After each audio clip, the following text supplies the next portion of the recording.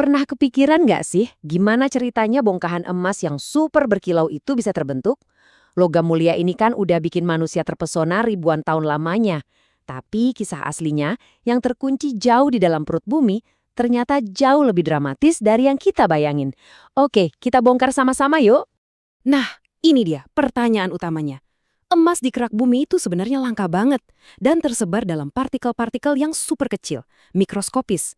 Jadi, gimana caranya alam ngumpulin semua debu emas itu dan menyatukannya jadi bongkahan raksasa yang bisa kita tambang?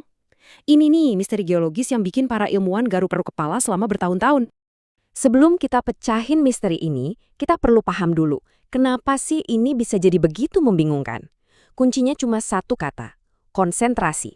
Kita tahu lah ya, emas itu asalnya dari proses magmatik di dalam perut bumi. Tapi masalahnya, proses itu cuma menyebar emas kemana-mana.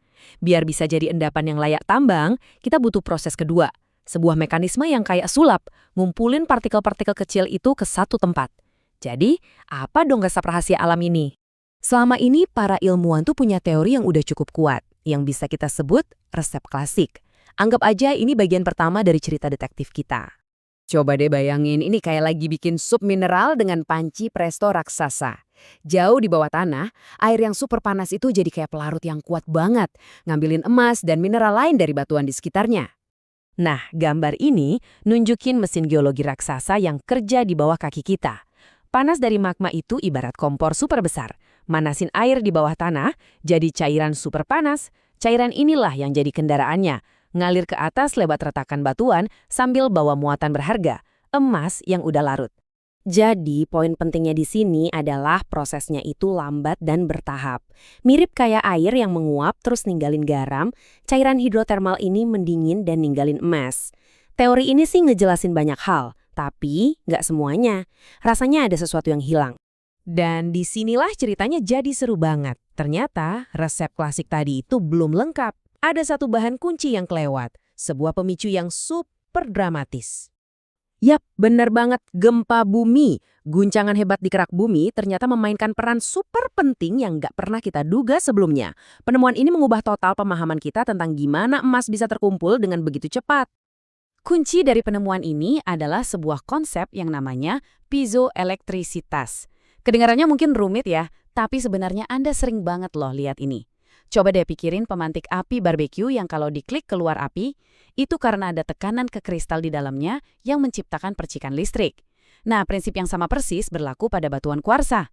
Sekarang, bayangin deh kekuatan gempa bumi yang dahsyat itu menekan batuan kuarsa di bawah tanah. Tekanan yang luar biasa itu bukan cuma mengguncang bumi, tapi secara harfiah menghasilkan percikan listrik di dalam bebatuan itu sendiri. Sekarang kita sampai di puncaknya nih.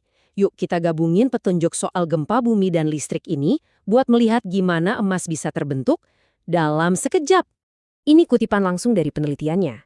Jadi, getaran seismik dari gempa itu seakan-akan meremas urat-urat kuarsa di bawah tanah, mengubahnya jadi generator listrik alami raksasa.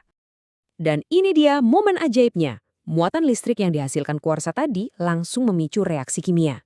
Ion-ion emas yang lagi berenang di dalam cairan hidrotermal tiba-tiba langsung berubah dari cair jadi padat dan nempel di permukaan kuarsa. Ini bukan pengendapan pelan-pelan, ini pengendapan instan. Flash! Proses yang disebut pengendapan kilat ini terjadi berulang-ulang kali.